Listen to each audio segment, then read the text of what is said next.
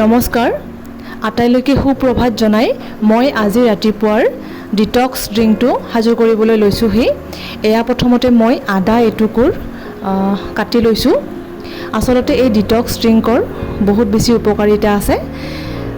এই ডিটক্স ড্ৰিংকে আমাৰ শৰীৰৰ ইনফ্লামেশ্যন বা জ্বলন কমায়, লগতে ওজন আমাৰ হ্ৰাস কৰে আৰু পেটৰ অন্যান্য বহুতো বেছি উপকাৰ কৰে। এনেকৈ সুন্দৰকৈ মই আদাখিনি এটা খুন্দনাত খুন্দি লৈছোঁ। আপোনালোকে এনেকৈ আদাখিনি খুন্দনাটো খুন্দি ল'ব পাৰে বা মিক্সাৰ গ্ৰাইণ্ডাৰতো সুন্দৰকৈ আদাখিনি গুড়ি কৰি ল'ব পাৰে। এইদৰে আদাখিনি গুড়ি হোৱাৰ পিছত মই এটা চচপেনত পানী এগিলাচ গৰম দিলোঁ আৰু এই খুন্দি থোৱা আদাখিনি মই এই পানীখিনিত দি দিলোঁ। এতিয়া লাহে লাহে পানীখিনি উতলিবহি আৰু এইখিনি সময়তে মই এটা নেমু কাটি এখন চামুচেৰে নেমুৰ ৰসখিনি উলিয়াই ল'ম। এনেকৈ চামুচেৰে নেমুৰ ৰসখিনি সুন্দৰকৈ উলিয়াব পাৰি।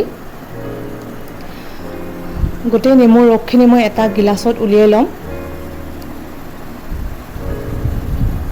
আচলতে বৰ্তমান সময়ত নেমু ইমান পোৱা যায়, গতিকে মই ৰাতিপুৱাৰ ডিটক্স ড্ৰিংকত নেমুৱে ব্যৱহাৰ কৰোঁ আৰু নেমুৰ বিভিন্ন উপকাৰিতাও আছে, আমি সকলোৱে জানো।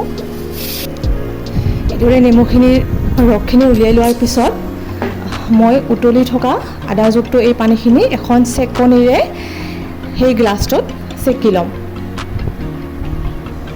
আৰু ইয়াৰ পিছত মই ইয়াত ক'লা নিমখ ব্যৱহাৰ কৰিম। আপোনালোকে গুলপীয়া নিমখো ব্যৱহাৰ কৰিব পাৰে। ক'লা বা গুলপীয়া নিমখ এই দুয়োটাৰে বহুত বেছি উপকাৰিতা আছে। এইদৰে ৰাতিপুৱাৰ ড্ৰিংকছ তৈয়াৰ হৈ গ'ল আৰু এতিয়া বাজিছে 7টা। তো 1 ঘণ্টা মই সময় দিম। প্ৰথমতে এই ডিটক্স ড্ৰিংকটো খাই ল'ম। তাৰপিছত 1 ঘণ্টা পিছত মই আজি ৰাতিপুৱাৰ ব্ৰেকফাষ্ট আৰম্ভ কৰিম।